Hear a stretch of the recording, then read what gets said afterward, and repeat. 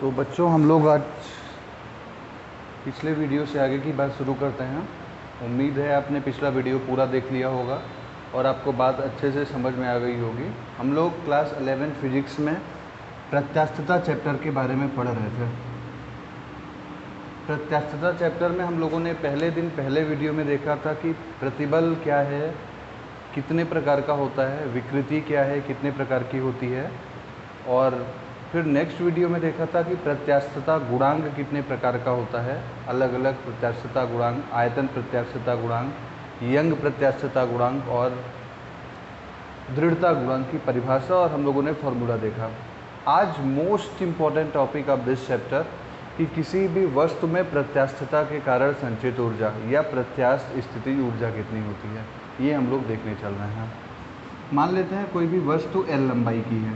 ध्यान से सुनिएगा, कोई भी वस्तु L लंबाई की है, इसका आधार का क्षेत्रफल कैपिटल A है, इसका खुद का भार है mg। इस भार के कारण वस्तु की लंबाई बढ़कर L से L प्लस डेल्टा L हो जाती है। L प्लस डेल्टा L हो जाती है। अब वस्तु की अगर लंबाई में हुई वृद्धि देखा जाए तो लंबाई में हुई वृद्धि कितना है, डेल्टा L। अभी मान लेते हैं प्रेजेंट टाइम में वस्तु P बिंदु पर है, जो क्षैतिज वाले बिंदु से कितना दूरी पे है, x। तो सारी गणना हम इसी बिंदु P पर करेंगे और उसके बाद समाकलन मेथड से इसको मान लेते हैं O, इसको मान लेते हैं या A भी मान लेते हैं, तो I और F, इसको इनिशियल पॉइंट मान लेते हैं, इसको फाइनल पॉइंट, और बाद में इनिशियल और फाइनल पॉइंट के लिए उसी चीज़ को हम एक्सटेंड कर देंगे। तो अब बिंदु P पे अगर वस्तु रखी है तो बिंदु P पर रखी वस्तु पर लगने वाला बल कितना होगा, ज़रा देखते हैं। तो बिंदु P पर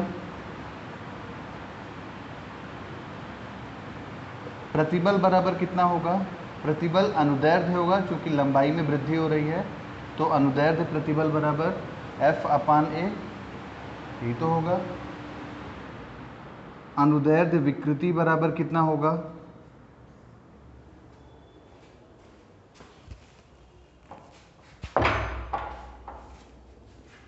अनुदैर्ध्य विकृति होगा, लंबाई में वृद्धि है x और प्रारंभिक लंबाई है l।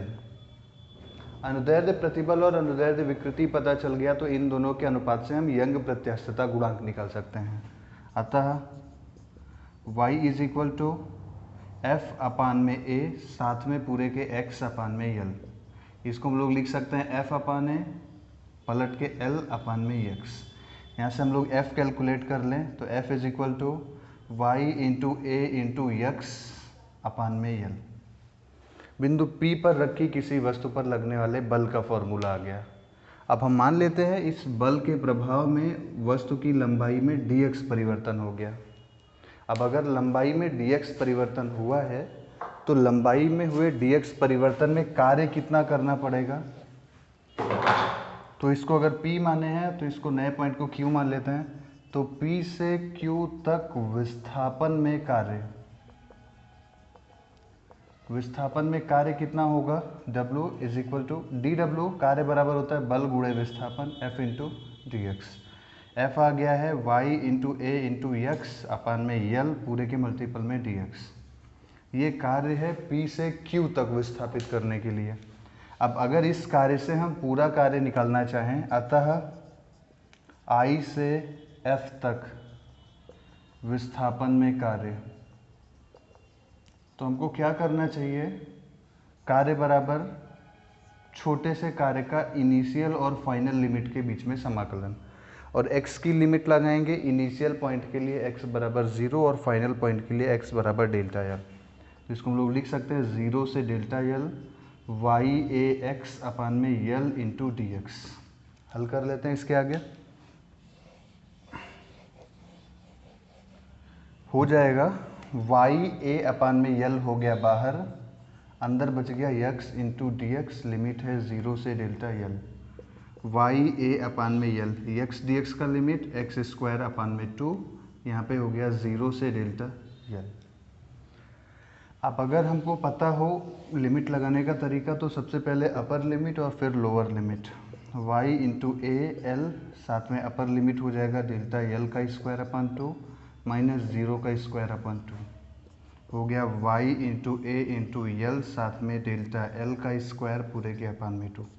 ये किए गए कार्य का कुल फॉर्मूला आ गया। अब किए गए कार्य से हम संचित ऊर्जा बहुत आसानी से निकाल सकते हैं। आप ध्यान से वीडियो को पॉज करते देखते रहिए। y इसको ऐसा लिखते हैं 1/2 इंटू वाई इंटू ए। एक डेल्टा एल आपको ऊपर दिख रहा है, एक डेल्टा एल और ब्रेक कर लेते हैं। यहाँ पे एक एल पहले से है, एक एल और लाते हैं और यहाँ पे एल से मल्टीपल कर देते हैं। क्या हो गया, ए एल मिल के आयतन 1/2 वाई गुणे आयतन गुणे डेल्टा एल अपन एल विकृति। इसको हम लोग लिख सकते हैं विकृति का स्क्वायर। किया गया कार्य और किया गया कार्य हमेशा स्थितिज ऊर्जा के रूप में संचित हो जाता है। तो ये फॉर्मूला है किसी भी तार में संचित प्रत्यास्थ स्थितिज ऊर्जा का। ज़रा इसको हम थोड़ा सा जनरलाइज करें तो एकांक आयतन के लिए क्या फॉर्मूला आ जाएगा। एकांक आयतन के लिए U बराबर 1/2 गुणे वाई गुणे विकृति का स्क्वायर। ये हो गया फॉर्मूला। अगर हम इसको और थोड़ा सा जनरलाइज करें तो y की जगह पे प्रतिबल बटे विकृति लिख सकते हैं। तो 1/2 गुणे प्रतिबल बटे में विकृति मल्टीपल में विकृति का स्क्वायर। एक विकृति से एक विकृति खत्म, 1/2 गुणे प्रतिबल गुणे विकृति। तो जो नया फॉर्मूला हो गया वो हो गया U बराबर 1/2 गुणे प्रतिबल गुणे विकृति। तो ये किसी तार में संचित प्रत्यास्थ स्थितिज ऊर्जा का फॉर्मूला है। आज की बात यहीं पे समाप्त होती है। इसके आगे हम लोग नेक्स्ट वीडियो में देखेंगे। धन्यवाद।